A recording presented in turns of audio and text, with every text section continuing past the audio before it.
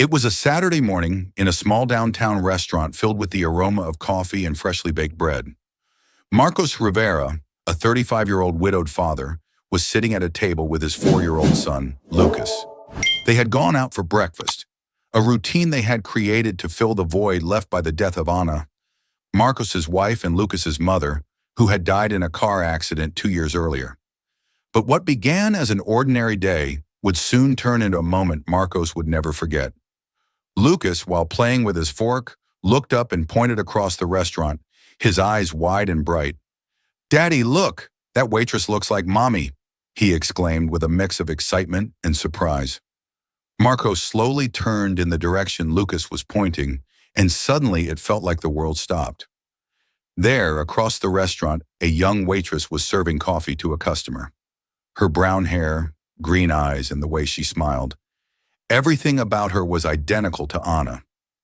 Marcos froze, his heart pounding in his chest. It couldn't be. Ana was dead. He had been at her funeral. He had cried over her grave. But this woman, it was like seeing a ghost. Who was she? And more importantly, why did she look so much like his late wife? Marcos tried to stay calm for Lucas, but his mind was flooded with questions. "It can't be her," he muttered to himself as the waitress approached another table. Lucas, unaware of the storm of emotions inside his father, asked again, "Daddy, is that Mommy?" Marcos took a deep breath and gently stroked his son's head. "No, little one, that's not Mommy, but I'm going to talk to her, okay?" Lucas nodded with an innocent smile as Marcos stood up from the table, his heart in his throat. He needed answers and couldn't wait a second longer. He approached the waitress, who wore a name tag that read Clara. "Excuse me," Marcos said, his voice trembling. Clara looked up with a kind smile.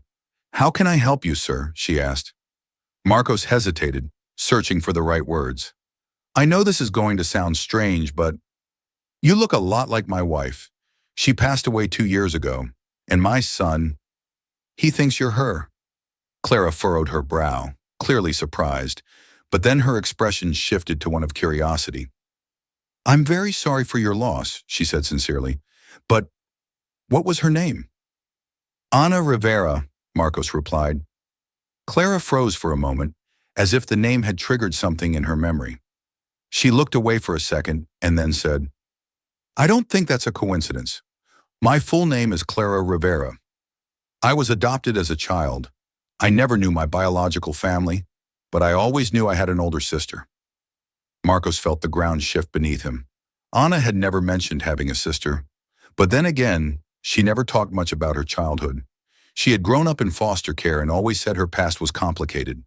Could it be possible that Clara was Ana's long-lost sister? Marcos needed to know more but didn't want to overwhelm her. "Can we talk after your shift?" he asked. Clara nodded, her face a mix of nervousness and hope. "Sure, I'll be done in an hour." That hour felt like an eternity for Marcos.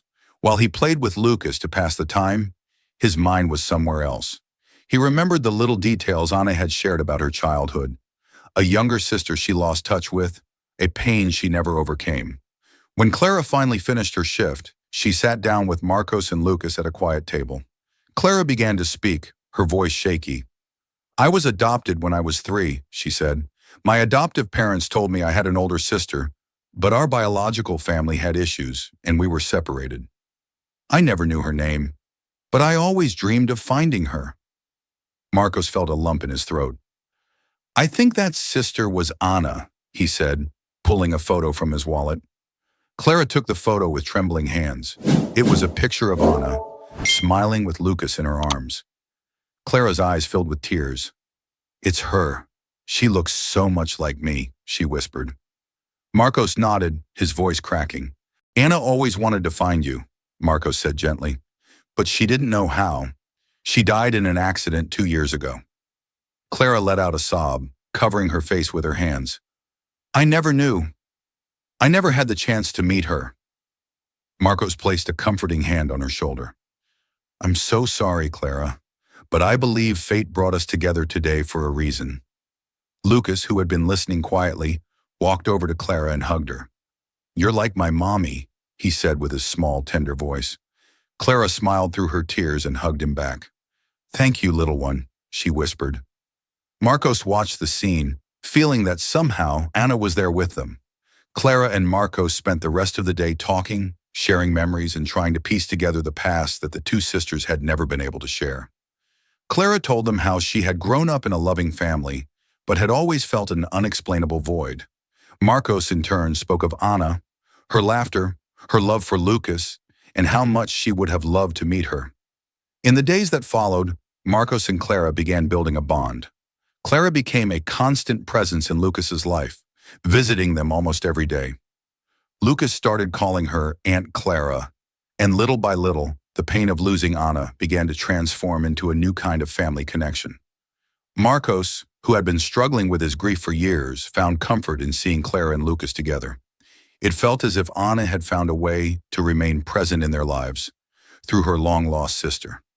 A month later, Marcos organized a small tribute to Anna in the park, where they used to take Lucas to play. Clara and Lucas released balloons into the sky while Marcos read a letter he had written for Anna.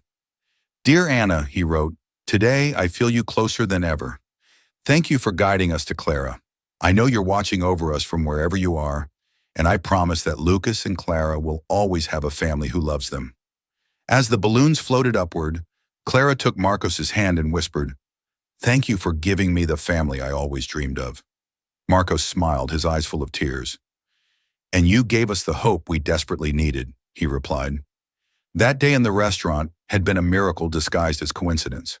Marcos and Lucas had not only found Clara, but they had also found a way to heal.